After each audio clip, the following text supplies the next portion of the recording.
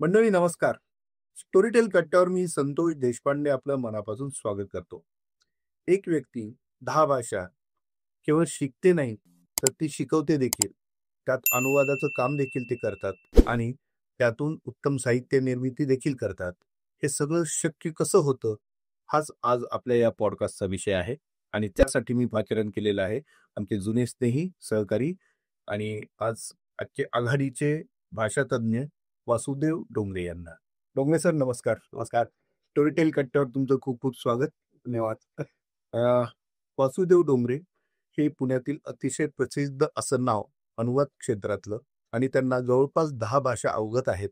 त्या 10ही भाषांमध्ये ते काम करतात आणि विशेषतः प्रत्येक भाषेचं सौंदर्य जपत त्यांचं कार्य चालतं आणि म्हणूनच आज मी त्यांना बोलतं करणार आहे. त्यांनी अनेक पुस्तकं अनुवादित केली आहेत. अखंड त्यांचा भाषा शिकण्याचा आणि शिकवण्याचा उपक्रम चालू असतो.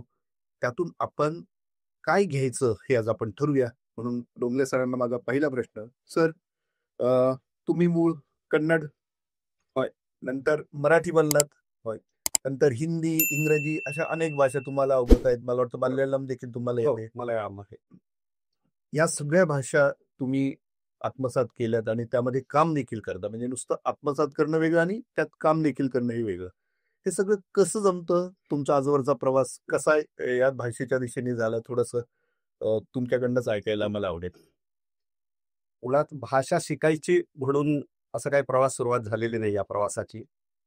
काही वेळेला पोटापाण्यासाठी पहिल्यांदा काही उपक्रम करावे लागतात किंवा अनायासेनं अशा येतात काही गोष्टी. तशाही ह्या मला आल्या. 1700 अथवा 1800व्या शतकामध्ये महाराष्ट्रातून अनेक मंडळी वेगवेगळ्या राज्यांमध्ये स्थलांतरित झाली. त्यातले एक अ, एक ग्रुप म्हणा, एका पर्टिक्युलर जातीचे लोकं म्हणा, हे अनेक ठिकाणी गेले. त्यांना कोकणस्थ महाराष्ट्रात म्हणतात ते चित्पावन मंडळी. त्यातले आम्ही आहोत. त्यातले काही बडोद्याला गेले, काही मध्य प्रदेश ठिकाणी गेले, काही कर्नाटकला गेले, तंजावरला गेले, कोचीनला गेले. अशा अनेक ठिकाणी गेले. त्यातले आमची मंडळी ही सगळी कर्नाटकात जाऊन पोहोचली.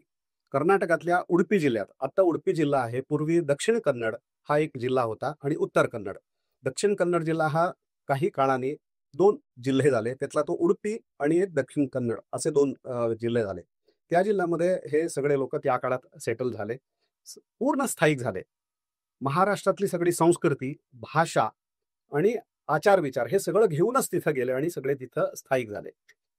पुढच्या काळामध्ये जसजशी पिढी वाढत गेली, तसतशी ते तिथले लोकं कानडी शिकले, इथून गेलेले. तिथं स्थानिक भाषा तुळू म्हणून आहे. ती भाषा शिकले आणि पुढे कोकणी पण शिकले. नाईलाजाने शिकावे लागते, कारण एखाद्या राज्यामध्ये तुम्हाला राहायचं असेल, तर तिथली भाषा शिकावी लागते, समजून घ्यावी लागते. नाहीतर तिथं अनेक गोष्टींना सामोरे जावं लागतं. जे आत्ताच्या परिस्थितीमध्ये आपल्याला अनेक ठिकाणी बघायला मिळतं, तशीच पद्धत आहे. त्यानंतर जसा पिढी वाढत गेल्या, तशा प्रत्येकाची जमीन वाढली, सुपारीच्या बागा, नारळाच्या बागा हे सगळं वाढलं. श्रीमंत झाले लोकं. पण शैक्षणिक क्षेत्रात फार पुढे गेले. ते कसे गेले? मुळात त्या भागामध्ये इथून गेलेले लोकं मूळ चित्पावनी नावाची एक भाषा बोलतात. चित्पावनी म्हणजे आपल्याकडे मालवणी म्हणा, गोवा म्हणा, ह्या भागामध्ये ती बोलली जाणारी भाषा आणि पर्टिक्युलर एकाच ब्राह्मण जातीची ही भाषा आहे. ते लोकं बोलायचे. म्हणजे आम्ही आता चित्पावन मंडळी हे बोलायचे. त्यामुळे ती चित्पावनी त्यांची तशीच राहिली. त्या भाषेमध्ये काही कन्नड शब्द, काही मल्याळम, काही तुळू, काही कोकणी हे शब्द त्यात मिक्स व्हायला लागले. पुढच्या काळामध्ये असं झालं, की तिथं जे कामगार वर्ग आहे त्या काळातला, आत्ताचा नाही म्हणत मी, कामगार वर्ग हे तुळू भाषा बोलायचे. म्हणजे आपल्याकडे हॉटेल इंडस्ट्रीमधले जे शेट्टी लोकं आहेत अथवा पुजारी, मोईली हे सगळे आडनावाचे लोकं त्या जिल्ह्यामध्ये सगळे तुळू भाषा बोलायचे. त्यामुळे तुळू भाषा ही त्या गावातली, त्या परिसरातली ही बोली भाषा ती. त्याला लिपी नाहीये. ती भाषा कन्नडमध्ये कन्नड लिपी वापरूनही लिहितात किंवा मल्याळम लिपी वापरूनही लिहितात. त्यामुळे ती भाषा आम्हाला नाईलाजाने लहानपणापासून ती यायला लागली. पुढच्या काळामध्ये असं झालं, की राज्यभाषा ही कर्नाटकातली कन्नड आहे. त्यामुळे कन्नड भाषा हे शिकणं नाईलाज आहे. शिकायलाच पाहिजे. बरोबर. शाळेत सगळीकडे कन्नड बोलणं, व्यवहारात कन्नड हा सगळा छान कन्नडचा प्रवास सुरुवात झाली. पुढे आम्ही जेव्हा कॉलेजला गेलो, हायस्कूलला गेलो, तिथे आमच्या सोबत सारस्वत लोकांची मोठी एक हे आहे, म्हणजे मोठा ग्रुपच आहे तो. त्या जिल्ह्यामध्ये भरपूर सारस्वत, इव्हन कारवार, कुमटा ह्या सगळ्या भागामध्ये आहेत. तसे कारकळ, उडुपी, मंगळूर. त्यामुळे त्यांची कोकणी भाषा. कोकणी भाषा त्यांच्याशी आम्ही त्यांच्या वर्गात शिकत असताना त्यांचा संबंध आला आणि इतके स्नेहसंबंध वाढले, की त्यांची कोकणी भाषाही आम्ही शिकलो. म्हणजे इथं आम्हाला मुळातच लहानपणी 7वी होईपर्यंत किंवा 10वी होईपर्यंत आम्हाला 4 भाषा यायला लागल्या. म्हणजे आम्ही मुद्दाम शिकलो का? नाही, आपोआपच आल्या. ही परमेश्वराची देणगी. पुढच्या काळात शिक्षणाला जेव्हा आपण कुठेतरी जातो, अन्य राज्यामध्ये अथवा गाव सोडून दुसरीकडे जातो, त्यावेळेला आपल्याला अजून काहीतरी शिकायला मिळतं. तसंच हा प्रकार झाला. मी गेलो शृंगेरीमध्ये. शृंगेरी मठामध्ये शिक्षणाला गेलो. शृंगेरी मठात गेल्यानंतर तिचा संस्कृतचाच अभ्यास करण्यासाठी मी मुळात गेलो. त्यासोबत वेदमंत्र, कृष्ण यजुर्वेद, पूर्ण संहिता, ब्राह्मण हे सगळं. सोबत संस्कृत. संस्कृत म्हणजे नुसतं संस्कृत नाही, बोलता यायला पाहिजे, लिहिता आलं पाहिजे आणि तुम्हाला त्याचं समजून घेता आलं पाहिजे, व्याकरण. हे सगळं 5 वर्षाचा तो अभ्यासक्रम होता, तो पूर्ण झाला. वेदमंत्र हे सगळं पूर्ण झालं. पुढे फक्त जर मठात राहून जर वेदमंत्र शिकलो, संस्कृत शिकलो, तर आपल्याला पुढच्या आयुष्यात कसं जगायचं ह्याचं आपल्याला काही माहित नव्हतं. म्हणून आपल्याला काहीतरी वेगळं पाहिजे. माझे सगळे मित्र जे होते 10वी पर्यंतचे, ते सगळे कॉलेजला गेलेले. कोण इंजिनियर होणार, डॉक्टर होणार. माझं काय? असा मोठा प्रश्न होता माझ्यासमोर. मग मी तिथं कॉलेजला ऍडमिशन घेतली पहिल्या वर्षात आणि 5 वर्ष मी कॉलेजला पण जायचो. म्हणजे माझं तिथं BA झालं आणि पॅरलल एज्युकेशन म्हणजे संस्कृत वेदमंत्र म्हणजे तिथं विद्वत परीक्षाही झाली. म्हणजे 2 भाषा, 2 एका कॅटेगरीजमध्ये माझं ग्रॅज्युएशन झालं. त्याचा फायदा असा झाला, संस्कृत अस्खलित संस्कृत बोलता आलं. कन्नड आहे.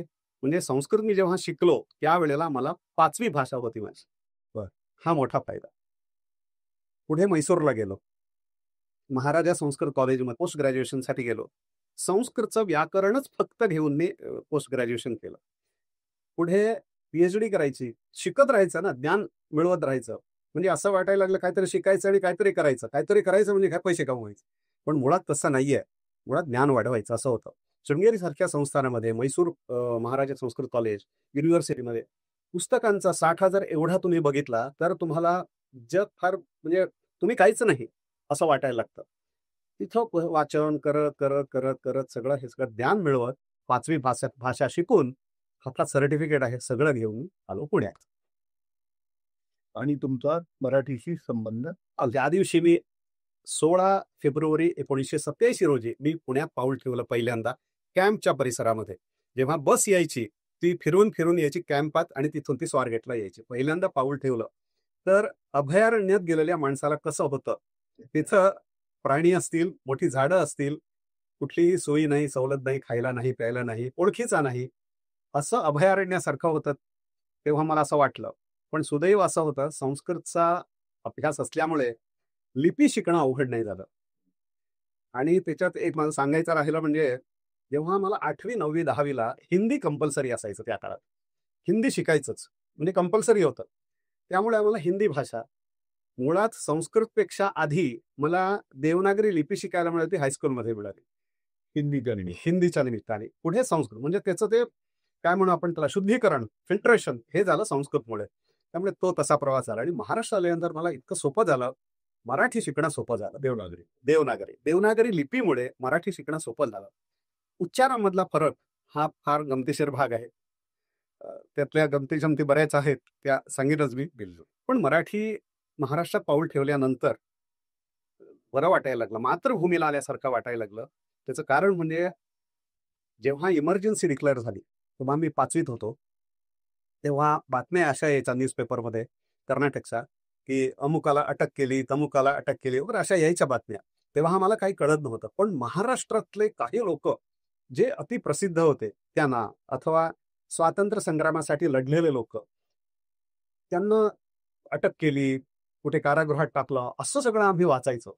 आणि आम्हाला ते सावरकरांचे धडे, बाळ गंगाधर टिळक, महादेव गोविंद रानडे हे सगळं आम्हाला धडे असायचे, त्यांच्याबद्दलची माहिती.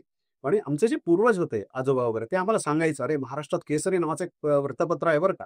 आणि ते आमच्याकडे यायचं त्या काळात आणि ते वाचायचं. त्यामुळे मराठीबद्दलचा थोडा अभिमान होता आणि मूळ आमचं रक्त मराठीत असल्यामुळे आम्ही थोडंसं आम्हाला मराठीचं प्रेम होतंच.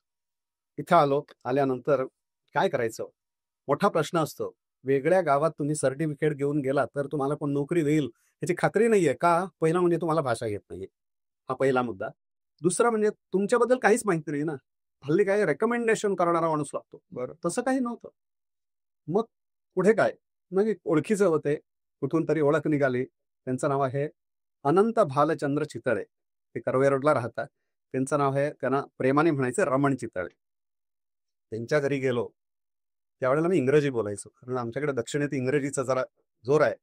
म्हणजे त्या काळात तुम्ही पुण्याला येऊन देखील असं अस्खलित मराठी वगैरे नाही, बोलत नाही, नाही. शून्य. मराठी मला काहीही बोलता येत नव्हतं. चित्पावनी भाषा माहिती होती. मराठी समजत होती, पण मला बोलायला भीती. कसं बोलायचं?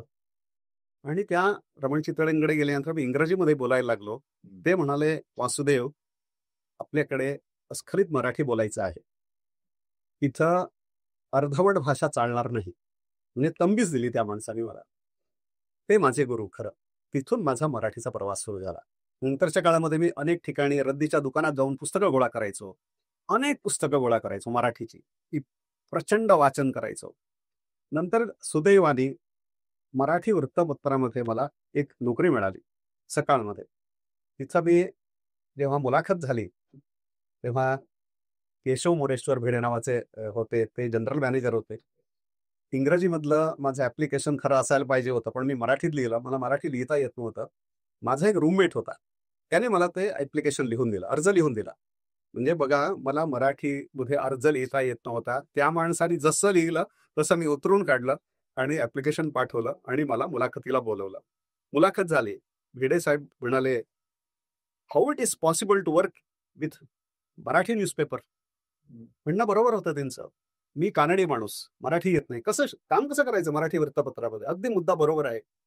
त्यानं जस्ट असं म्हटलं, की "ठीक आहे, just give the opportunity for only 6 months." 6 महिन्यासाठी मुदत द्या.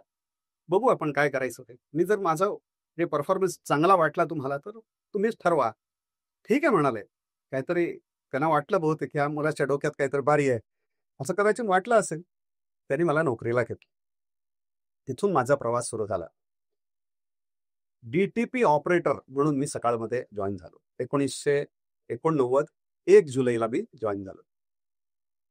सुरू झाल्यानंतर डी-टी-पी ऑपरेटिंग म्हणजे काय? हे अत्यंत त्या काळचं वेगळं होतं. फोटो कंपोज डिपार्टमेंट म्हणजे त्या रूममध्ये चप्पल घालून जायचं, कारण एसी आणि स्लीपर द्यायचे आम्हाला ऑफिसमध्ये, अशी सगळी पद्धत होती त्यावेळेला. का जायचं? की अतिशय सेन्सिटिव्ह असणारे ते कॉम्प्युटर्स होते त्या काळातले. हार्ड डिस्क खराब होईल, डिस्क खराब होईल, फ्लॉपी असायच्या, असं सगळं होतं. त्यावेळेला मला काही लोकांनी मदत केली, की हे असं टायपिंग कर, हे असं कर.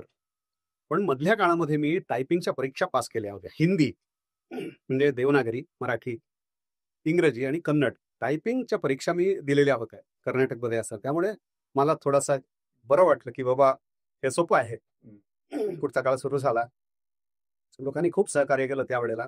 नाव घेता येईल खरं म्हणजे तिथले एक दाते म्हणून होते सर. त्यानंतर एक थिगळे म्हणून होते. त्याच्यानंतर अशोक महल्ले म्हणून होते. एक अनंत पेडणेकर म्हणून होते. असे लोक तिथं त्या डी-टी-पी त्या डिपार्टमेंटमध्ये होते. हे कदाचित तुम्हाला हे माहिती आहे. त्यातला अनेकांसोबत मी हे काम केलेलं आहे. त्यातला अनंत पेडणेकर हा माझ्या शेजारी बसायचा. त्या माणसाचा स्पीड, तो स्पीड बघून मला असं अस्वस्थ वाटायचं, अरे माझा कधी असा स्पीड होणार. कन्नडमध्ये माझा स्पीड होता, पण मराठीमध्ये, देवनागरीमध्ये नव्हता. सुरुवात झाली छान.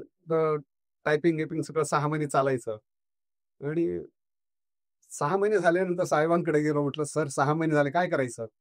तर मग काही काळजी करू नको, तू इथं फिक्स आहेस. परमनंट झालं. झालं म्हणजे परमनंट असं नाही. तेव्हा कसं होतं, कॉन्ट्रॅक्टवर घ्यायची पद्धत सुरू झाली होती, सगळीकडे होती.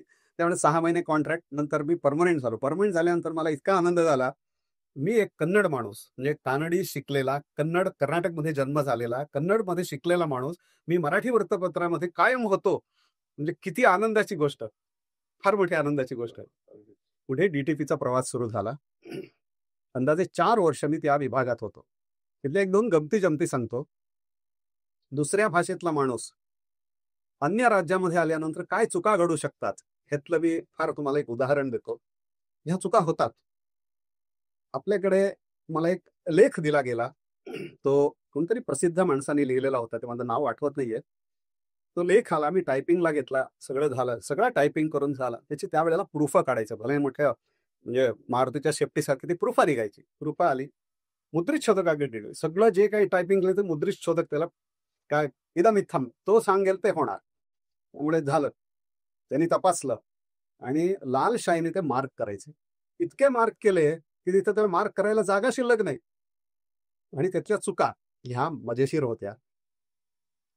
त्यांनी काही मला सांगितलं नाही, कुणालाही कम्युनिकेट केलं नाही. ते डायरेक्ट मॅनेजरकडे गेले. तेव्हा होते शिरीष सहस्रबुद्धे. होय. हे तुम्हाला माहिती आहे. मॅनेजर. ते जनरल मॅनेजर होते.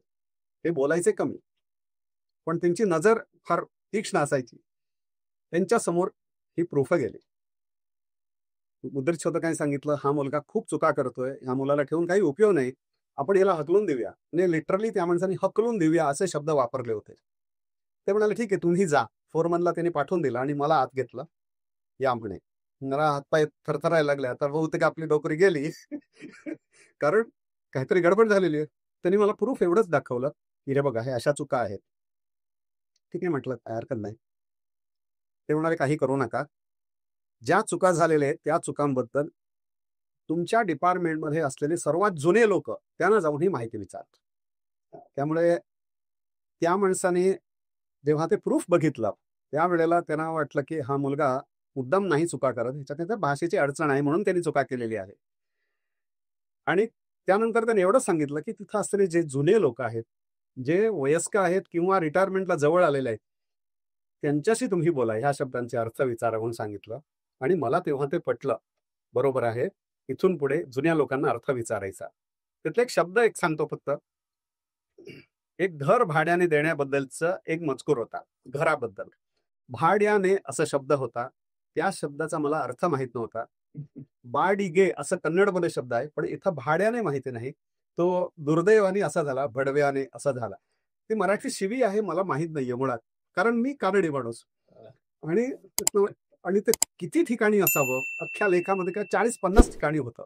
म्हणजे ही गंभीर चूक होती. जर छापून आलं असतं तर याचे परिणाम काय झाले असते, म्हणजे ते कल्पनाच करू शकणार. त्यामुळे त्या दिवशी मी ठरवलं, आता चूक नाही करायची. शंका आली की मी डिक्शनरी बघायचो. माझ्याकडे मराठी, इंग्लिश, कन्नड, मराठी असे सगळे मी डिक्शनरी घ्यायचो आणि त्यातनं शोधायचो मी. काम संपलं की काम एकच, डिक्शनरी शब्द शोधा. असे शोधत शोधत छान एकदम मराठीचा प्रवास सुरू झाला. मधल्या काळात मला लायब्ररीमध्ये खूप काही बऱ्याच गोष्टी मिळाल्या. वाचन करायचं. संस्कृतमध्ये एक म्हण आहे, क्षणशः कणशश्चैव विद्यामर्थंच साधयेत, क्षणत्यागे कुतो विद्या, कणत्यागे कुतो धनम. म्हणजे क्षणाक्षणाला तुम्ही ज्ञान साठवा आणि कण कण करून पैसे साठवा, असं त्याचा अर्थ आहे. त्याप्रमाणे मी हे करत गेलो, कारण मी संस्कृतचं असल्यामुळे मला हे सगळं माहिती होतं. दुसरं असं आहे की एक कावळा असतो. कावळा जेव्हा आकाशातनं फिरतो त्याला काय दिसतं पहिल्यांदा, मेलेला उंदीर दिसतो. तसं आपल्याला दिसलं पाहिजे. माझे जे व्याकरणाचे जे शिकवणारे गुरु होते, त्यांचं नाव श्री रामकृष्ण भट्ट हंदे असं नाव आहे त्यांचं. त्यांनी मला सांगितलं होतं की आपल्याला कुठलाही प्रश्न कोणी विचारला त्याचं उत्तर तुम्हाला देता आलं पाहिजे आणि त्यांच्या भाषेत देता आलं पाहिजे. भाषा म्हणजे कुठली भाषा, आपल्याकडे त्यांच्या भाषेत उत्तर द्यायचं असं म्हणतात, तसं नाही. भाषा म्हणजे सौम्य भाषेत छान तुम्ही उत्तर द्यायला पाहिजे असं त्यांनी सांगितलं होतं. त्यामुळे मला हे कळायला लागलं, आता तसं नाही, आता चुकायचं नाही. वा, हा झाला तुमचा मराठीपर्यंतचा प्रवास. नंतर तुमचं मराठी अस्खलित होत गेली. बरोबर. आणि तुम्ही नंतर त्यात लेखन सुरू केलं. म्हणजे भाषा वाचण्यापासून म्हणजे त्या भाषेतले लेखक होईपर्यंतचा हा प्रवास विशेषतः मराठीतला तुमचा झाला. मुळात कन्नड तुम्हाला अवगत होती, संस्कृतमधले तुम्ही पंडित आहातच. या सगळ्या भाषा ज्या ज्या तुम्हाला ज्ञात होत गेल्या त्या खरं कॉम्प्लिमेंटरी, जसं ज्याला म्हणतो आपण पूरक एकमेकांना, अशा होत्या का कधी काही विरोधाभासही यायचं? जसं गंमत तुम्ही मगाशी सांगितली, काही शब्दाचा अर्थ नाही कळला तर अर्थाचा अनर्थ होऊ शकतो, असं कधी काही घडलं? अशा बऱ्याच गोष्टी घडायच्या. हे खरंच मजेशीर आहे सगळं. सकाळमधलंच मी आता मुद्दाम कंटिन्यू करतो, कारण तिथं तो सगळं रिलेट होतंय ते सगळं. 4 वर्ष DTP सेक्शनमध्ये काम केल्यानंतर मला वैद्य वैद्य म्हणून जयंत वैद्य म्हणून होते. त्यांनी मला सांगितलं तुम्ही आता प्रूफ रिडिंगमध्ये काम करायचं, मुद्रित शोधक म्हणून.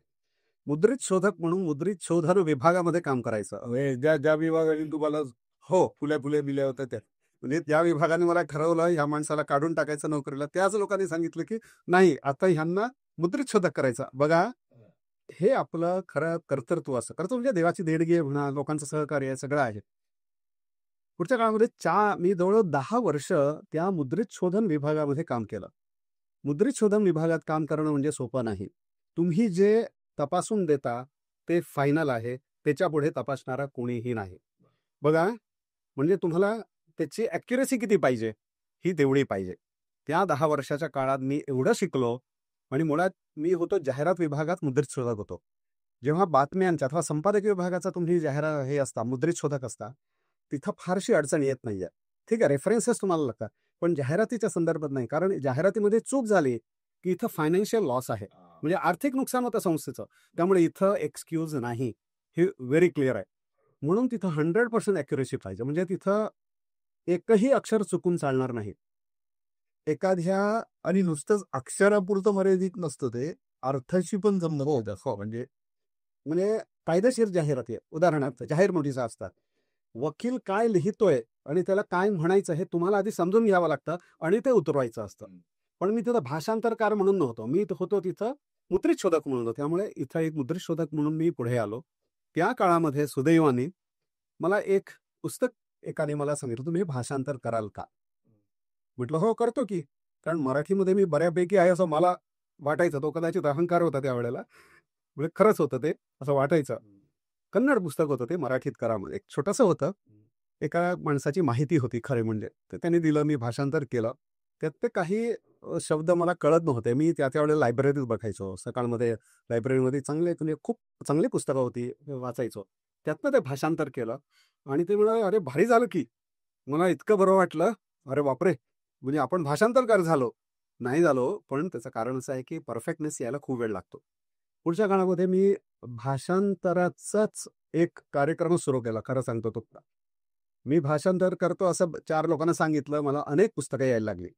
मल्याळम जिथं शिकलो मी, मल्याळम शिकलो म्हणजे मी जेव्हा शृंगेरी मठात होतो, माझा एक क्लासमेट होता आणि आम्ही एकाच रूममध्ये राहायचो. त्याचं नाव होतं कृष्णन नंबूदरी. तो मल्याळी, तो मल्याळम बोलायचा. मी कानडी बोलायचो. त्याने मला मल्याळम शिकवलं 5 वर्ष आणि मी त्याला कन्नड शिकवलं. त्यामुळे मल्याळी मला येत होतं. इथे नंतर मला 2004 साली मी एक मल्याळममधून एक मराठीमध्ये एक छोटीशी पुस्तिका केली. भाषांतरित केली. कारण पैशाची गरज त्यावेळेला होती, कारण पगार कमी होते त्यावेळेला. पण ते ठीक आहे, काळाच्या गरजेप्रमाणे चालायचं. म्हणून ते सगळं भाषांतर केलं. ते पण छान झालं पुस्तक.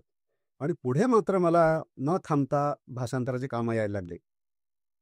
नंतरच्या काळामध्ये मी सकाळ संस्था सोडली आणि दुसऱ्या संस्थेत गेलो. ती होती शैक्षणिक संस्था. शैक्षणिक संस्थेमध्ये तुम्हाला भाषेचं महत्त्व वृत्तपत्रा इतकंच आहे, ही वस्तुस्थिती आहे. तिथंही मी अनेक गोष्टी भाषेशी निगडीतच्या केल्या सगळ्या. म्हणजे MIT कॉलेज जे पुण्यात आहे, तिथं मीडिया डिपार्टमेंटचा HOD होतो. तिथं बऱ्याच गोष्टींना मला भाषेचं काम करावं लागलं. ह्या प्रवासात कशा असतात तुम्हाला सांगतो. दुसऱ्या भाषेमधला शब्द ह्या भाषेत आणताना काय गमती-जमती घडू शकतात. आपल्याकडे कन्नडमध्ये बंगार नावाचा एक शब्द आहे. बंगार म्हणजे सोनं. तोच मराठीमध्ये जर घेतला, भंगार होतं. आपल्याकडे स्क्रॅप आहे, लक्षात घ्या.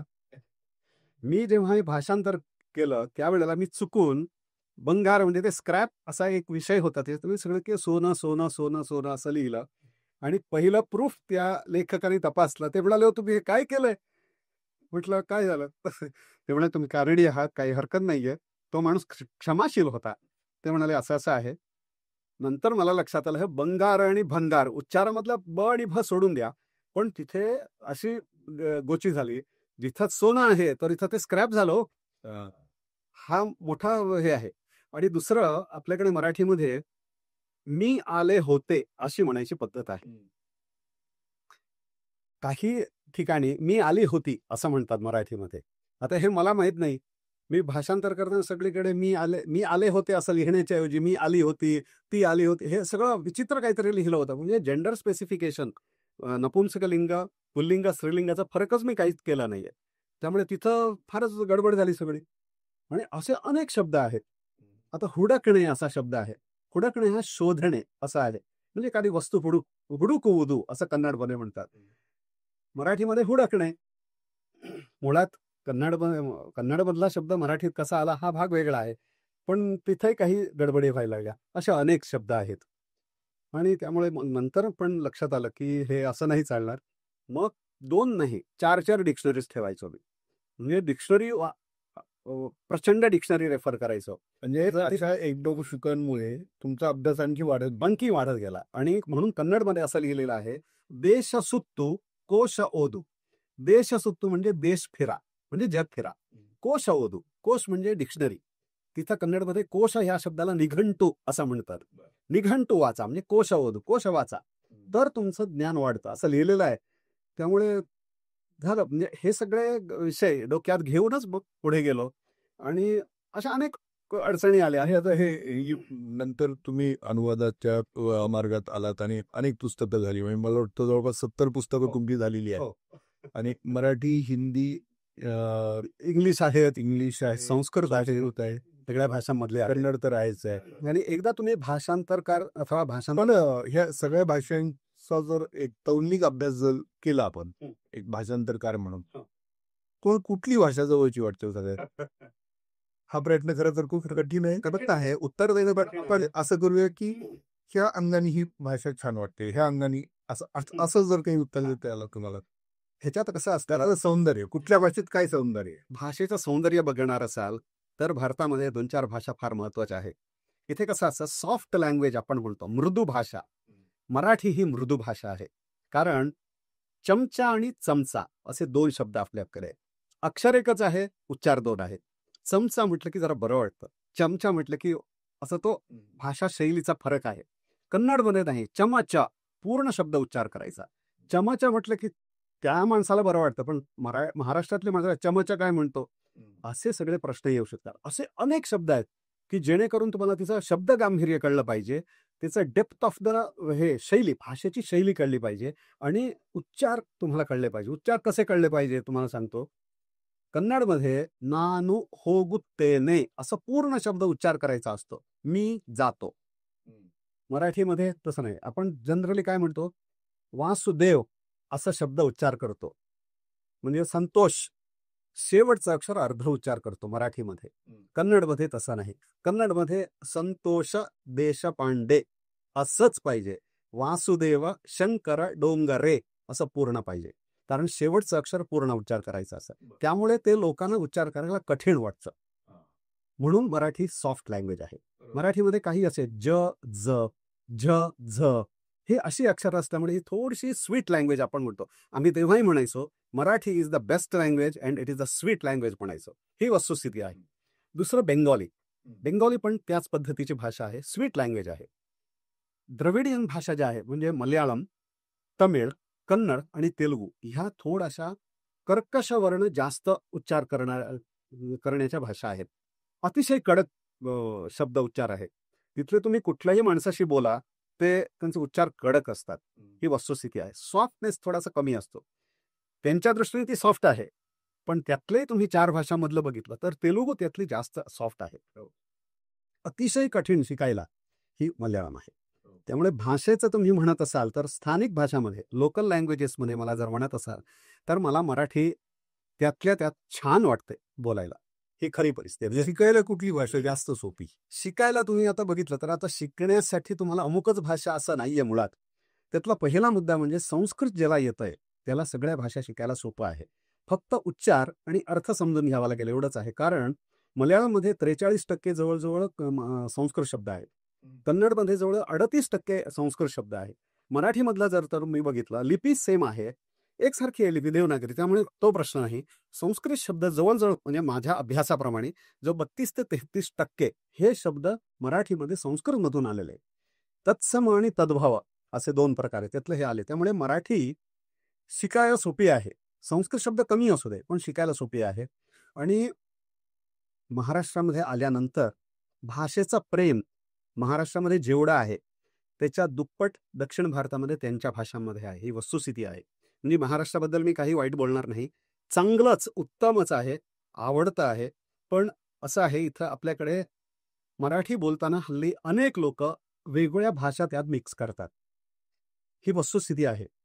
म्हणजे हल्लीची पिढी तर पूर्णपणे आई वडील मुलांना त्या इंग्रजी मीडियम म्हणजे इंग्रजी माध्यमामध्येच टाकतात. ही वस्तुस्थिती आहे. असं नाही.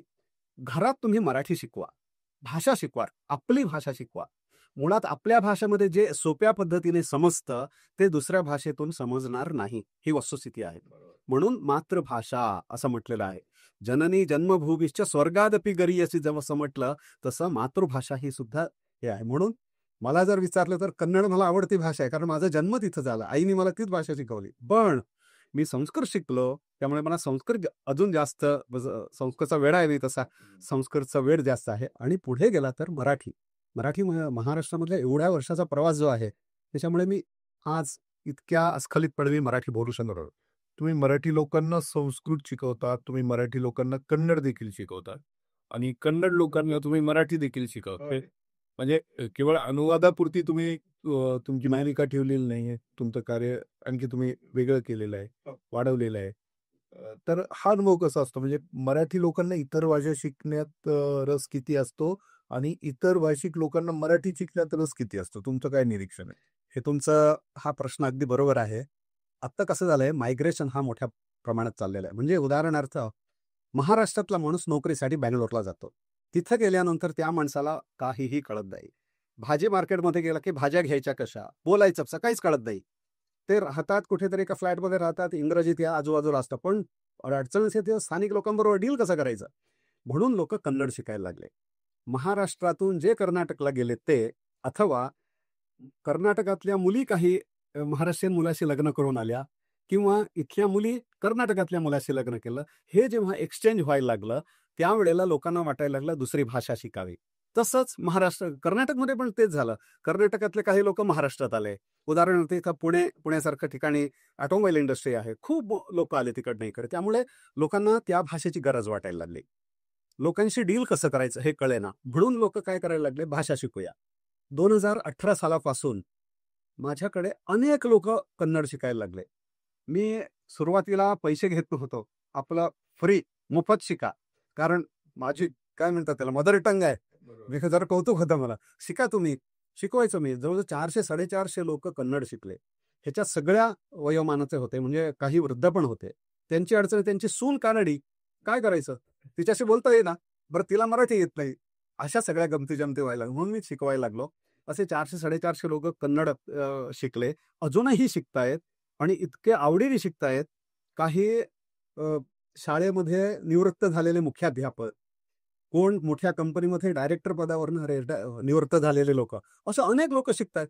पण ह्याच्यात असं आहे की तरुण पिढी शिकण्याची पिढीची संख्या कमी आहे. ह्याच्या उलट तुम्ही गेलात तर कन्नडमधले लोक मराठी शिकतात का?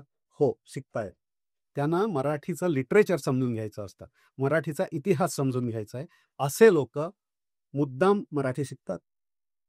पण कन्नड माणसाला मराठी शिकणं अवघड आहे थोडंसं. मराठी माणसाला कन्नड शिकणं सोपं आहे. उच्चारामधला जर फरक आहेच. कसा? तिथं हार्डनेस आहे, तिथं सॉफ्टनेस आहे. म्हणजे हा जो गोंधळ होतो तो होतोच. आता उदाहरण सांगतो त्यातलं. आपल्याकडे 12 खडी म्हणतो आपण मराठीमध्ये. कन्नडमध्ये 14 खडी आहे. म्हणजे ए आणि ओ ही 2 अक्षरं दीर्घ आहे. ए, ओ आणि ओ असं आहे. आता ओंदू असा शब्द आहे. ओंदू म्हणजे एक, वन ह्याला म्हणतात ओंदू. इथं तो ओ ह्रस्व आहे. आता धावणे अथवा वाचणे ह्याला काय म्हणायचं? ओदू असा शब्द आहे. तो दीर्घ आहे. ओदू, ओ दीर्घ झाला. असे हे 2 दीर्घ आणि ह्रस्व असल्यामुळे भाषा शिकताना ह्या लोकांना अडचणी येतात. तरी पण आवडीने शिकतात. त्यांना सांगावं लागतं, हा दीर्घ आहे, हा ह्रस्व आहे, लक्षात ठेवा. ते म्हणाले, काय काय लक्षात ठेवायचं? कारण भाषा शिकताना इतकं सोपं नाही. त्यांना लोकांना वाटतं काय 2-3 महिन्यात होऊन जाईल. त्यामुळे बोलायला फक्त शिकायचं. अरे बोलायला शिकून नाही चालणार. तुम्हाला लिपी माहिती पाहिजे. कर्नाटकला जाणाऱ्या बसेस जेव्हा तुम्ही बघता त्यावेळेस तुम्ही तर वाचायला पाहिजे. तसंच जेव्हा कर्नाटकचा माणूस इथं येतो त्याला ते माहिती असतं, कारण त्यांना तिथं हिंदी आहे. हिंदी असल्यामुळे वाचता येतं. कोल्हापुरा वाचतात ते. अवघड नाहीये. पण आपल्या लोकांना ते शिकावं लागतं. म्हणून वाचायला शिका, लिहायला शिका आणि बोलायला शिका. तर लिहायला शिकणं देखील तितकंच कठीण असतं दोन्ही. हा, बरोबर आहे. आता गमतीने पब्लिक काय म्हणतं, दक्षिणेतल्या भाषा जिलब्यांसारख्या दिसतोय. अक्षरा म्हणजे ते कळत नाही ना, कळत नाही यांना ते तेलुगू आहे, कन्नड आहे, बरोबर मल्याळम आहे. ह्याचं मूळ कारण असं आहे, देवनागरी लिपी ही एक स्ट्रक्चर्ड आहे. आणि फार जुनी. आणि स्ट्रक्चर म्हणजे कसं उभ्या रेघा, त्याला उकार असा गोल छान असं सगळं दिलेलं असतं आणि तिथं 90 डिग्रीमध्ये इथं बरंच चालतं इथं. म्हणजे तुम्ही बघा काना मात्र काना देतो आपण तो असा उभा देतो आणि तो एकदम 90 डिग्रीमध्ये असतो. तिथंच असं नाहीये. तिथं 90 डिग्रीमध्ये काही नाही. तिथं सगळं 45 डिग्री म्हणजे सगळं गोल, गोल, गोल, गोल. म्हणून ते जिलब्यांसारखं दिसतं. आता याच्यात कसं आहे, मल्याळम एक वेगळीच लिपी आहे. तेलुगू अजून वेगळीच आहे. तमिळ अजून वेगळं आहे आणि कन्नड तर अजून वेगळं आहे. 4 भाषांच्या 4 लिपी पूर्ण वेगवेगळ्या आहेत. लोकांना वाटतं अरे तेलुगू शिकलं की कन्नड येईल. असं होत नाही. म्हणजे संस्कृत शिकलं की मराठी येईल असं आहे का? नाही. अक्षरच कळतील, अर्थ नाही कळणार. त्याच्यामुळे ह्या 4ही भाषा शिकणं अथवा कन्नड शिकणं ह्या अवघड आहे. म्हणून लिपी शिकल्यानंतरच तुम्हाला ही भाषा शिकावी लागेल. हे नक्की आहे. म्हणजे कन्नड आणि मराठीचं खरं तर फारच वेगळं आणि जुनं नातं आहे. हो. म्हणजे आपलं शेवटी पांडुरंग साक्षात पंढरपुरात तिकडनं झालेले आहे. हो. तर ते आपलं इतकं जुनं नातं आहे. मात्र बॉर्डरवर अजूनही आपण लढतो, गमती करतात. असो. पण भाषा म्हणून कन्नडचा मराठीवर जास्त प्रभाव आहे का मराठीचा कन्नडवर जास्त प्रभाव? हां, त्यातला एक तुम्हाला मागे घेऊन जातो. त्याचं कारण असं आहे, जेव्हा इंग्रजांच्या काळामध्ये उत्तर कर्नाटकचा भाग हा मुंबई प्रांतामध्ये होता, मुंबई इलाख्यामध्ये होता. म्हणजे शिरसीपर्यंत हा मराठीचा भाग होता. त्यामुळे इथं मराठी जोरात आहे. मराठी बोलणारे भरपूर आहेत आणि कन्नड बोलणारे तेवढेच आहेत. त्याच्या खाली तुम्ही गेलात तर पक्के कानडी. म्हणजे जसं आपल्याकडे कोल्हापूरपर्यंत कदाचित थोडंफार कन्नडचं आहे. त्याच्या उलट तुम्हाला सांगतो सोलापूरला तुम्ही गेला, सोलापूरला तेलुगू, कन्नड आणि मराठी या तिन्ही भाषा आहेत. त्यामुळे त्यांना आता कोणाला वाईट बोलायचं नाही, त्यांची कुठलीच भाषा स्वच्छ नाहीये, शुद्ध नाहीये. ही वस्तुस्थिती आहे. त्यामुळे प्रेम कुठला म्हणण्यापेक्षा साहित्य काय आहे? पूर्वी असं होतं, बेंगॉली, मराठी, मल्याळम आणि कन्नडमधलं साहित्य हे सर्वात जास्त हे पूर्वीपासूनच. पुढे अनेक पुस्तकं कन्नडमधून मराठीला आली, मराठीतून कन्नडला भाषांतरित झाली, अनुवादित झाली. त्याचं प्रमाण तुम्ही बघितलं तर कन्नडमधून मराठीत आलेल्या पुस्तकांची संख्या जास्त आहे. हे माझं ऑब्झर्वेशन आहे, कदाचित मी चुकीचं असेल. उदाहरण सांगतो, एस.एल. भैरप्पा यांच्या बहुतेक कादंबऱ्या, पुस्तकं जेवढी आहेत मराठी, सगळे मराठीत आलेले आहेत. आज आता महाराष्ट्रातल्या कुठल्याही माणसाला विचारा, कन्नडमधल्या कादंबऱ्या कुठल्या फेमस आहेत? ते म्हणतात एस.एल. भैरप्पा. हे पहिलं. आणि त्यांची अनेक पुस्तकं आपल्या स्टोरी टेलवर देखील आहेत. हां, आणि मराठीत देखील आहेत. बरोबर. म्हणजे त्या विरूपाक्ष कुलकर्णी, पुमा कुलकर्णी यांनी ते भाषांतर केलं आणि खूप गाजले ते पुस्तक. तसंच कन्नडमध्ये दत्तात्रय रामचंद्र बेंद्रे धारवाडचे होते. त्यानंतर तुम्हाला सगळ्यांना माहिती आहे डॉक्टर शिवराम कारंत हे मोठे होते. वाय.व्ही. अनंतमूर्ती, चंद्रशेखर कंबारा, डी.व्ही.जी., कुवेंपू असे खूप मोठे लोक. ह्यांनी इतकं काही साहित्य लिहून ठेवलेलं आहे, जे मराठी आहे त्याच्या कदाचित दुप्पट असेल तिथं. ही वस्तुस्थिती आहे. पण आपल्याला दुसरं शिकायची इच्छा आहे असं म्हटलं तर तो माणूस कुठल्याही भाषेतलं शिकू शकतो, हे नक्की आहे. त्यामुळे कन्नड सोडा, हिंदीतलं जर साहित्य तुम्ही बघितलं तर किती आहे? प्रचंड आहे. तमिळमधलं किती आहे? खूप आहे. पण as compare to other languages कन्नडमधून मराठीत येणाऱ्या पुस्तकांच्या साहित्याचे प्रमाण जास्त आहे. मराठीतून त्या प्रमाणात अजूनही कन्नडमध्ये जात नाही, असं माझं हे एक ऑब्झर्वेशन. काय कारण असेल त्यामुळे? हां, ह्याच्यात थोडंसं असं असतं, की एक त्या भाषेचं प्रेम हे जे आहे, म्हणजे दक्षिण भारतामध्ये भाषाप्रेम हे फार आहे. उदाहरण सांगतो, तुम्ही जर तमिळनाडूमध्ये गेला, हे एकूणच दाक्षिणात्य भाषांमध्ये अनुवादित पुस्तकांची संख्या त्या तुलनेत कमी असावी का? एकूण या तर्कानुसार. हो, एकूण कमी आहे तसे. म्हणजे इव्हन मराठीतून तमिळमध्ये पुस्तकांचं भाषांतर फार झालेलं नाहीये. मराठीतून मल्याळमलाही तेवढ्या प्रमाणात झालेलं नाही. पण कन्नडमध्ये भरपूर झालेले आहे. त्यामुळे तिथल्या लोकांना भाषेचं प्रेम जास्त आहे. त्यामुळे ते शक्यतो दुसऱ्या भाषेतलं नको म्हणत नाही, पण वाचत नाहीयेत. ही वस्तुस्थिती आहे. कानडी माणूस तमिळ वाचेल कदाचित. कानडी माणूस मल्याळम समजून घेईल. कानडी माणूस तेलुगू समजून घेईल. पण तो मराठी जास्त वाचणार नाही. पण आत्ताच्या सोशल मीडिया म्हणजे आत्ताच्या सगळ्या माध्यमामुळे बऱ्याच काही गोष्टी कळायला लागल्या आणि सगळे चॅनल बघायला मिळायला लागले. म्हणजे ह्या इलेक्ट्रॉनिक मीडियामुळे बरंच काही माहिती झालं. त्यामुळे लोक आता बघायला लागले, चॅनल बघायला लागले आता. म्हणजे सांगायला हरकत नाही, निवडणुका झाल्या की महाराष्ट्राचा निकाल काय आहे हे हिंदी चॅनलमध्ये न बघता लोक मराठी चॅनल बघायला लागले. बघा, हा एक बदल झाला. त्यामुळे इथे प्रेम आहे. साहित्य मोठ्या प्रमाणात भाषांतरित दोन्ही भाषांमध्ये झालेलं जरी असलं, तर प्रमाण कन्नडमध्ये जास्त आहे. ही वस्तुस्थिती आहे. म्हणजे कन्नडमधून मराठीत झालेलं हे आहेच. पण त्याचं सौंदर्य जे आहे ते सगळ्या भाषांतरकारांना जमत नाहीये. ही वस्तुस्थिती आहे. काही पुस्तकं भाषांतराचं एक दर्जा असतो, त्या दर्जाची नाहीयेत. हे तेवढंच खरं आहे. हल्लीच्या काळात तर सर्रास लोकं अनेक टूल्स वापरतात. त्याच्यामुळे बराच गोंधळ होतो. पण हे भाषण आता तुम्ही एक टूल्सचा शब्द टूल्सचा आता उल्लेख केला म्हणून म्हणतो. आता हे AI आलेलं आहे, अमुक आहे. ह्या सगळ्याचं भाषांतर करण्याचं जे तंत्र आहे त्याच्यावरती केवढा परिणाम तुम्ही पाहताय? हा फारच मोठा विषय आहे. टूल्स पाहिजेत का? पाहिजेत. पण सगळीकडे नाही. आता ह्याला एक सिंपल उदाहरण एका मोठ्या लेखकाने दिलेलं आहे, कन्नड लेखकाने दिलेलं आहे. तो म्हणतो घर झाडायचं आहे. घर झाडताना कानाकोपऱ्यात आपला आत्ताचं जे नवीन झाडण्यासाठी आलेलं जे मशीन आहे, हे सगळं जागता येईल. त्याला काय लागतं? जुन्या काळातलं तर हे लागतं. त्याला खराटा का काय मराठी म्हणतो ते झाडू लागतं तसं. AI मध्ये सगळं येतं. टूल्समध्ये येईल. पण काही वेळेला तुमचा मेंदूच वापरावा लागतो. हे नक्की आहे. भाषांतर करताना अनेक अशा अडचणी येतात. अडचणी म्हणजे काय? एका शब्दाला अनेक अर्थ असतात. मी कन्नडमध्ये एक शब्द म्हटला, तर त्याचा एक्झॅक्टली अर्थ मला मराठीमध्ये समजायला वेळ लागतो. कारण मी जो शब्द लिहीन, तो त्याचा अर्थ मराठीत कदाचित नसेल. उदाहरण 60 शब्द आहे आपल्याकडे. सिंपल. त्यासाठी आणि साठी, वय आणि त्याकरिता हे शब्द वापरल्यात. कानडी माणसाला ते पटकन कळणार म्हणजे लगेच कळणारच नाहीये. तो म्हणेल, तर म्हणजे हे काय आहे? तो विचार करेपर्यंत तर ते टूल्समध्ये टाकेल, तिथं काहीतरी भलतंच येईल. त्यात अजून एक उदाहरण सांगतो. जॉब हा शब्द आहे इंग्रजीमध्ये. जॉब शब्दाला सगळीकडे चुका होतात. म्हणजे टूल्समध्ये होतं हे. जॉब म्हणजे काय? मुळात नोकरी. हे सर्वसामान्याला माहिती आहे. पण जॉबमध्ये इंजिनिअरिंगमध्ये जॉबमध्ये गेला तर एखादी असेंब्ली करू, एखादा पार्ट तयार केला, that is called job. Particular म्हणजे शॉप फ्लोअर मधलं दॅट इज कॉल्ड जॉब. त्यामुळे हे सगळे फरक आहेत. म्हणजे फॅक्टरीमध्ये जॉब तयार करतात म्हणजे काय नोकरी तयार करतात असं आहे का? नाही. असे गोंधळ होतात. आणि कितीही तुम्ही टूल्समध्ये गेला, सर्वसामान्यपणे भाषेचं स्ट्रक्चर टाकून ठेवलेलं आहे. त्याच्यात मेंदू वापरायला तुम्हाला चान्स देतो. बरोबर. आणि अगदी म्हणजे कर्नाटकातलंच एक उदाहरण आहे.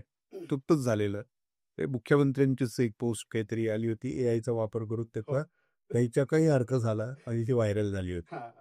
श्रद्धांजली त्याच्या जागी श्रद्धांजली पण. म्हणजे अशा सगळ्या गमती-जमती होतात आणि त्याच्यात म्हणजे अनेक अशा गोष्टी आहेत. जेव्हा आपले सरकारमधले मोठे लोक म्हणजे इव्हन पंतप्रधान असो, राष्ट्रपती असो, अनेक राज्यांमध्ये जातात. त्यावेळेला तिथे एक दुभाषी लागतो. म्हणजे उदाहरणार्थ पंतप्रधान आपण घेऊ. ते तमिळनाडूमध्ये भाषण करतात हिंदीमध्ये. हिंदीमध्ये भाषण करत असताना तिथल्या लोकांना हिंदी व्यवस्थित समजत नसेल तर त्याला एक दुभाषी लागतो. तो दुभाषी तमिळमध्ये सांगतो, त्याला हिंदी माहिती पाहिजे आणि तो लगेच तमिळमध्ये सांगणार. लक्षात घ्या, इथं जर हिंदी 100% जर तुम्हाला व्यवस्थित येत नसेल तर तुम्हाला तमिळमध्ये सांगता येणार नाही. त्यामुळे एक समयसूचकता असं म्हणतात. म्हणजे त्यावेळेला कसं बोलायचं हे कळलं पाहिजे. बिनचूक बोललं पाहिजे आणि जेवढे शब्द त्यांनी बोलले तेवढ्यात बसवायचे. म्हणजे तुम्ही टाइम मॅनेजमेंट बघितलं, समजा पंतप्रधान 3 सेकंद बोलले, तर 3 सेकंदामध्ये त्याचं भाषांतर होऊन तो अर्थ तिथं कळला पाहिजे. इतकं पर्टिक्युलर असतं. आणि असं काम तुम्ही केलेलं आहे. हां, सुदैवाने मला करावं लागलं. ते चांगली गोष्ट आहे खरं म्हणजे. अशा अनेक ठिकाणी मी दुभाषी म्हणूनच गेलेलो आहे अनेक ठिकाणी. वेगवेगळे अनुभव आहेत आणि ते चांगले अनुभव आहेत खरं म्हणजे. वाईट त्यातलं काही नाही आहे. त्याची सुरुवात अशी आहे. भाषा शिकल्यामुळे काय होऊ शकतं? तुमची साधना, तुमचं अचिव्हमेंट काय होऊ शकते? हे आहे. सरकारी खात्यामध्ये अनेक भाषांतरांची कामं आहेत. लोकांना माहीत नाहीये. कसं जायचं माहीत नाही, कुठे जायचं? आधी स्वतःकडे नॉलेज वाढवून घ्या, भाषा शिकून घ्या, व्याकरण शिकून घ्या. नंतर तुम्हाला काय संधी ओपन आहेत. म्हणजे तुम्हाला केंद्र सरकारमध्ये अनेक विभागामध्ये अनेक कामं आहेत. म्हणजे मी एन्व्हायरमेंट डिपार्टमेंटचं बरंच काम केलं आहे किंवा अनेक कायदेशीर असतं, अनेक डिपार्टमेंटची कामं असतात, की आपल्याला येतात. त्याच्या मुळापर्यंत जाऊन काही गोष्टी सांगता येणार नाही, कारण त्याला काही बंधनं असतात आम्हाला. पण ही अशी परिस्थिती आहे की तिथं काम भरपूर आहे. AI वापरतात का? वापरतात. त्याचं उदाहरण सांगतो. लोकसभेमध्ये संसदेचं हे सेशन चालतं. पावसाळ्यात चालतं, हिवाळ्यात चालतं. ह्या सगळ्याचं एक काय म्हणतात त्याला मजकूर आता ते बोललेलं असतं. ते उतरून घेऊन वेगळ्या भाषांमध्ये भाषांतरित करून ते लोकांपर्यंत पोहोचवायचं असतं. हे लोकांना माहीत नाहीये. पण हे संसदेत हे चालतं. ही वस्तुस्थिती आहे. म्हणजे संसदेतलं जे काही असेल ते कन्नडमध्येही चालतं, मल्याळममध्ये असं ते भाषा सगळं ते रेकॉर्ड आहे त्याचं. कारण रेफरन्सला लागतं ना. उदाहरणार्थ तमिळनाडूच्या माणसाला हिंदीमधलं काहीच कळत नाहीये. त्यामुळे त्याला काय त्याला तमिळमध्ये पाहिजे म्हणून ते तमिळमध्ये भाषांतर करून घ्यायचं. ह्यासाठी माणसं नेमलेली आहेत. सगळी व्यवस्था आता नुकतंच सरकारने ती पॉलिसी केली आहे की सर्व प्रादेशिक भाषांमध्ये संभाषण किंवा ते जे काही संदेश वहन आहे पोचवाई होणार आहे. म्हणजे सुरुवात झालेली आहे ती. आणि त्याच्यासोबत तुम्हाला सांगतो उदाहरण एक देतो. कर्नाटकमध्ये एखाद्याची प्रॉपर्टी आहे. उदाहरणार्थ एक बेळगाव म्हणा किंवा गदग म्हणा कुठेतरी आहे. त्याचं डॉक्युमेंट सगळं आहे जुन्या कन्नडमध्ये. जुनं कन्नडमध्ये म्हणजे काय आहे? कन्नडमध्ये 3 भाग आहेत. प्रत्येक भाषेमध्ये असं आहे. जुनी भाषा, मधली भाषा आणि नवीन भाषा अशा 3 आहेत. कन्नडमध्ये हळेगन्नड, मध्य कन्नड, ಹೊಸ कन्नड असे 3 प्रकार आहेत. हळेगन्नड म्हणजे जुनं.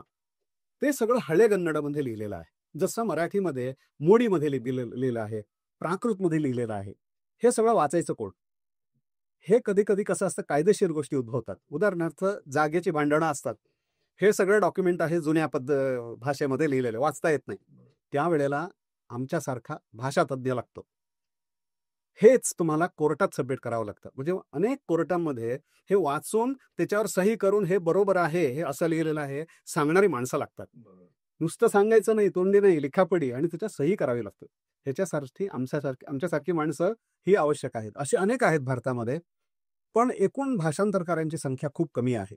आणि भविष्यात त्यांच्यासाठी संधी प्रचंड आहे. प्रचंड संधी आहे. आता तुम्हाला सांगतो संस्कृतसाठी एक मोठा गव्हर्नमेंटचा मोठा प्रोजेक्ट सुरू व्हायच्या मार्गावर आहे.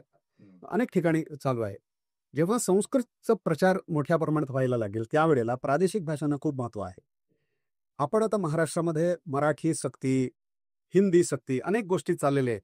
ह्याच्याबद्दल आपण फार बोलायचं नाहीये. मुळात तो आपला एरिया नाहीये, आपलं ते प्रांत नाहीये. पण मला एक नक्की सांगतो मी, ज्या राज्यामध्ये जी भाषा आहे ती बोलावी. मी आता कर्नाटकातून महाराष्ट्रात आल्यानंतर मी जर इथं राहत असेल, गेली 37-38 वर्ष मी आहे. मी मराठी का शिकू शकत नाही? शिकायलाच पाहिजे ना. सक्ती नका करू, पण ते ओघाने येणारच ना. शिकायला काय हरकत आहे? म्हणून शिका. असंच कर्नाटकातला माणूस जर अन्य ठिकाणी गेला तो तिथं शिकणारच. आणि प्रमाण जे तुम्ही बघितलं, दक्षिण भारतातनं येणारे लोक जेव्हा महाराष्ट्रात येतात ते जास्त प्रमाणात मराठी शिकतात. तेच उलट महाराष्ट्रातले लोक जेव्हा कर्नाटकात जातात ते फारसे कन्नड शिकायच्या इच्छेमध्ये नसतात. हे माझं ऑब्झर्वेशन आहे. कदाचित चुकीचं असेल, पण ही वस्तुस्थिती आहे. बेंगलोरमध्ये आज नोकरीसाठी गेलेले अनेक महाराष्ट्रीयन आहेत. पण ते कन्नड शिकायच्या भानगडीतच पडत नाही. पण शिकावं.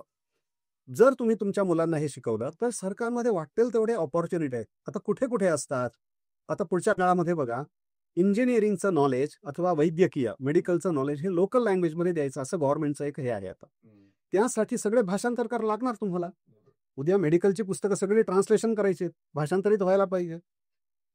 तिथं माणसं पाहिजे. बरं, प्रत्येक भाषेला माणसं पाहिजे. त्यामुळे भाषा शिका.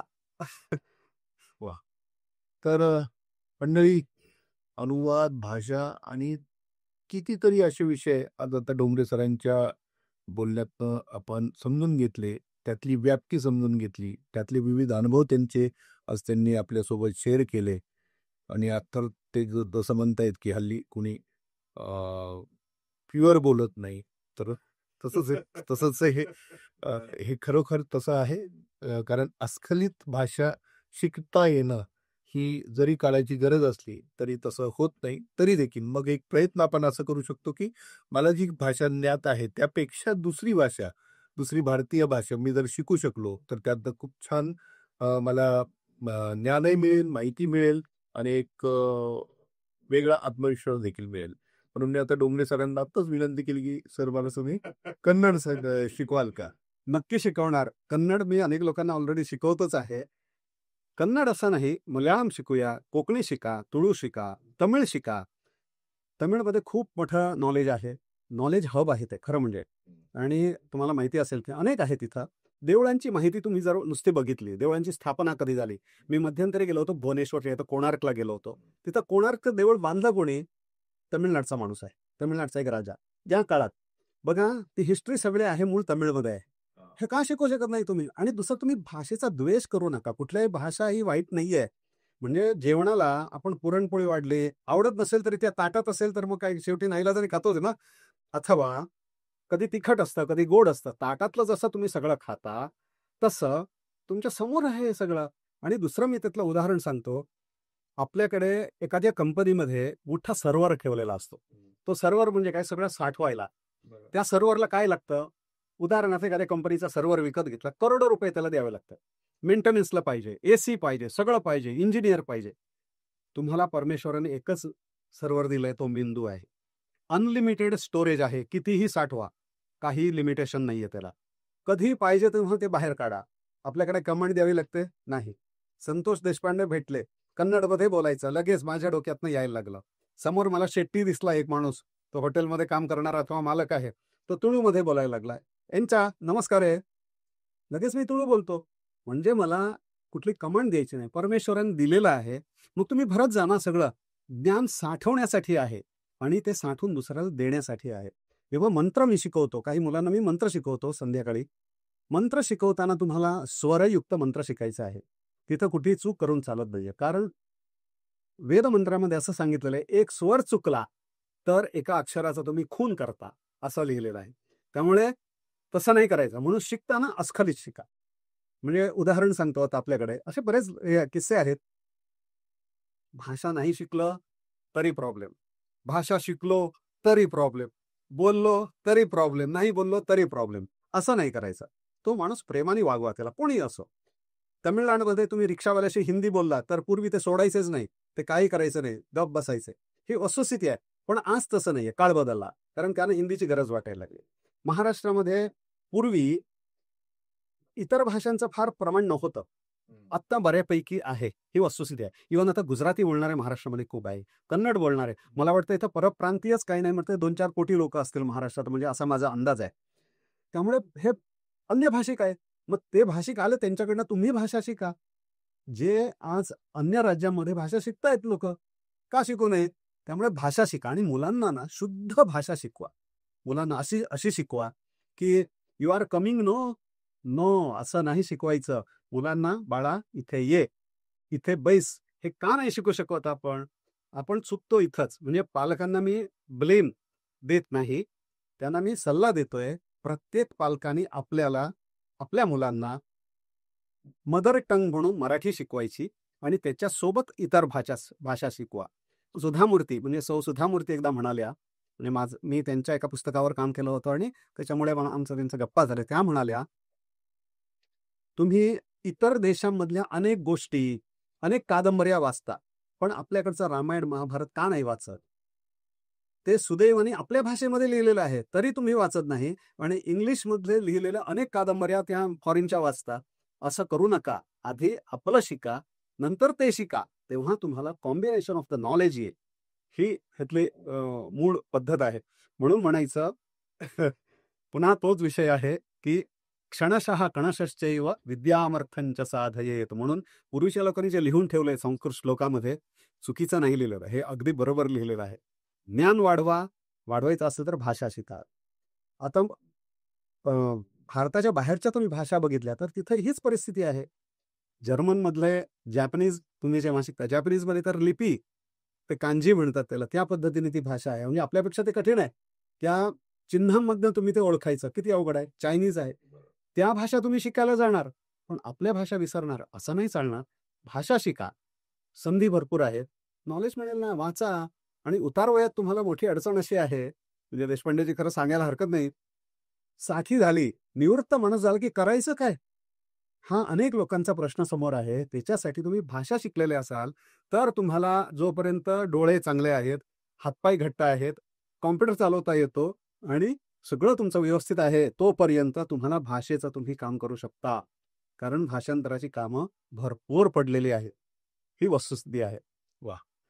तर मंडळी, इतकं छान आता त्यांनी जाता जाता हे सगळं आपल्याला इतक्या तळमळीने सांगितल्यात गोष्टी आणि त्या नक्की आपल्याला संपन्न करून जातील. आजचा एपिसोड तुम्हाला कसा वाटला मला जरूर कळवा. आपली आणखी भाषा अनुवाद किंवा एखादी भाषा शिकणं या संदर्भातही काही तुमच्या कधी काही शंका असतील, तुमच्या मनात काही प्रश्न असतील, आम्हाला जरूर कळवा. तुमचे हे सगळे प्रश्न मी डोंगरे सरांना नक्की विचारेन आणि त्यांच्यापर्यंत पोहोचवेन आणि त्यांनी दिलेला प्रतिसादही तुमच्यापर्यंत पुन्हा घेऊन येईन. तेव्हा आता इथे थांबूया, भेटूया पुढच्या आठवड्यात. धन्यवाद.